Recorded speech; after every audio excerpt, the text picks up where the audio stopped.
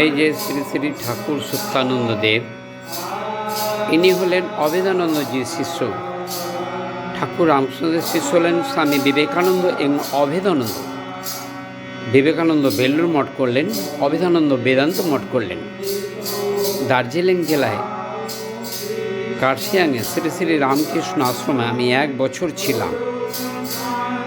কিন্তু এই রকম এখন যে বর্তমানে যে দুর্দশা চলছে, এরকম দুর্দশা আমি কখনো দেখিনি।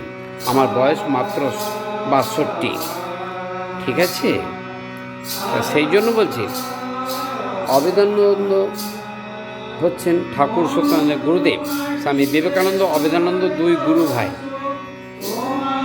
কিন্তু এই যে ঠাকুর সত্যানন্দ অবহেলা পরম গুরুদেব, ইনাকে যিনি এই দোহালিয়া দক্ষিণা মহাকালী পোস্টকান্দি জেলা মুর্শিদাবাদে রেখেছিলেন, ওইখানে একটা গাছতলায় পাশে নামিয়ে রেখেছিল।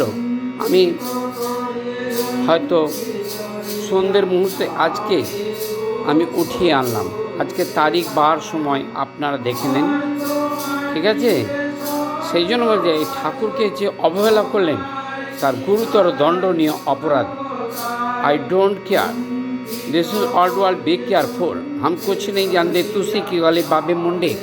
আমার যদি ভুল ত্রুটি বলা হয়ে থাকে, সমস্ত পৃথিবীর মানুষ আমাকে ক্ষমা করবেন। শ্রী শ্রী ঠাকুর সত্যানন্দদেবকে নিয়ে এত অবহেলা করলেন কেন? জবাব চাই, জবাব চাই।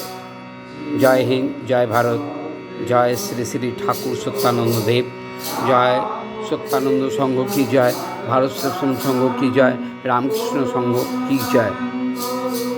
আমার খবরটি ভালো লাগলে লাইক করবেন, শেয়ার করবেন ও সাবস্ক্রাইব করবেন। আমার যদি কোনো কিছু ভুল ত্রুটি থাকে, পৃথিবীর সমস্ত মানুষ আমাকে ক্ষমা করবেন।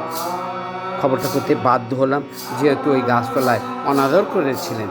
এই অনাদর যিনি করেছিলেন, ওনার গুরুতর দণ্ডনীয় অপরাধ। ধন্যবাদ।